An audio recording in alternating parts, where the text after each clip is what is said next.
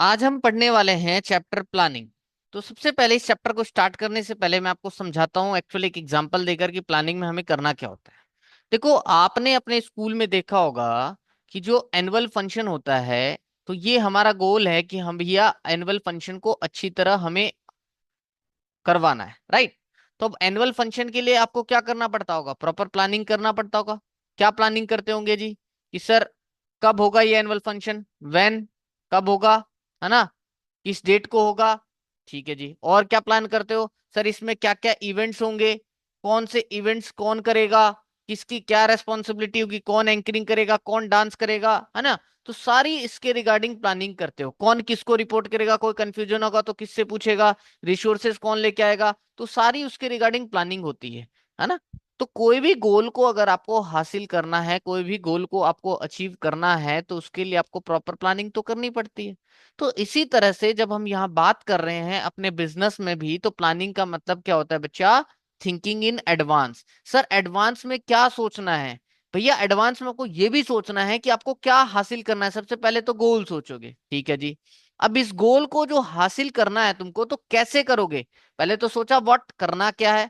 फिर तुमको क्या सोचा है, हाउ, कैसे करोगे उस गोल को हासिल करने के लिए, क्या क्या तरीके, क्या स्टेप्स, क्या स्ट्रेटेजी बनाओगे। अच्छा, कब तक ये गोल हासिल होना चाहिए, टाइम लिमिट भी तो आपको डालना पड़ेगा। और जो गोल को हासिल करने के लिए आपने काम सोचा होगा, तो कौन करेगा उस काम को, कौन पीपल रेस्पॉन्सिबल होगा, तो वो प्लानिंग के अंदर आता है। तो planning means thinking in advance, what to do, how to do, when to do and who will do it. ये आपको ध्यान रखना है, ठीक है बेटा।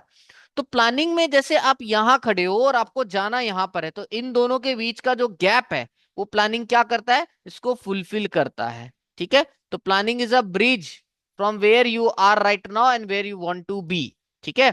तो जो भी आप गोल डिसाइड करोगे, अपने टाइम को ध्यान रखते हुए कि भैया इस टाइम में ये गोल हासिल करना है, रिसोर्सेस को ध्यान में रखते हुए। रिसोर्सेस का मतलब, आपने सोच लिया कि भैया मैं तो ये बिल्डिंग बनाऊंगा, और आपके पास इतना फंड है ही नहीं, तो रिसोर्स आपके पास नहीं है, तो आप ऐसा गोल सोचो ही मत। रिसोर्सेस को ध्यान में रखते हुए आप ऐसी बातों को सोचेंगे।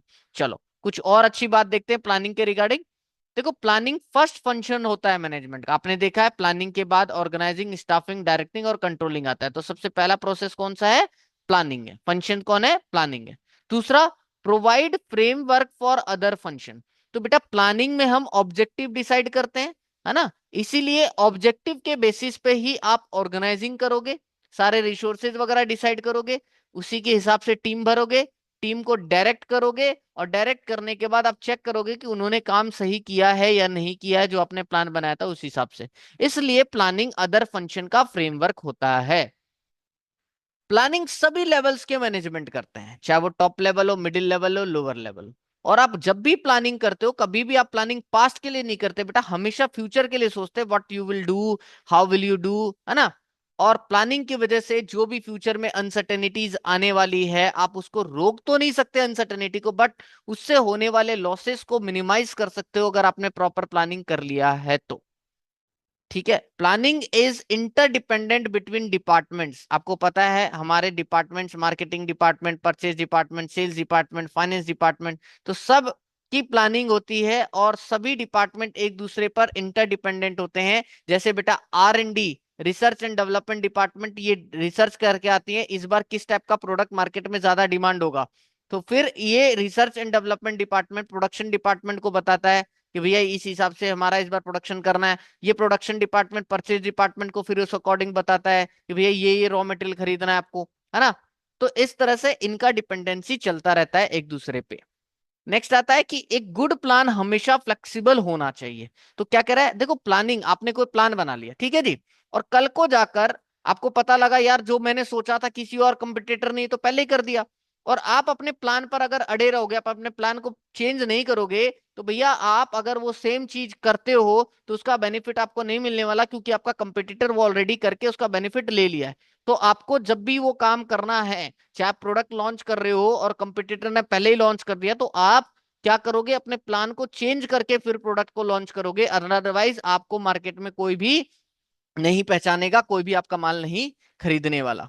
तो प्लानिंग हमेशा फ्लेक्सिबल होना चाहिए, इसको रिजिड हमें नहीं बनाना। और अच्छी प्लानिंग रहेगी बेटा, तो एफिशिएंसी और इफेक्टिवनेस यानी कॉस्ट का भी बेनिफिट होगा और सही टाइम पर आपका काम भी पूरा होगा। Base for all other function, ये मैंने आपको बता दिया आपका सेकंड पॉइंट के अंदर ही कि ये फ्रेमवर्क है ऑल अदर फंक्शंस के लिए। तो मोटा मोटी हमने क्या देखा कि प्लानिंग थिंकिंग इन एडवांस है, what to do, how to do, when to do and who will do it. Planning gap fill up करता है जहां हम खड़े हैं और जहां जाना चाहते हैं उसके बीच में। प्लानिंग जब भी आप करो तो भैया जो भी आप गोल डिसाइड करो उसको रिसोर्सेस को ध्यान में रखते हुए, टाइम को ध्यान में रखते हुए आपको करना है।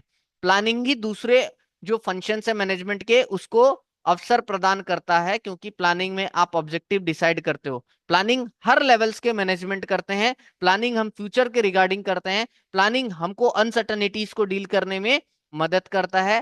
तो ये सारी बातें आपको प्लानिंग में बतानी है।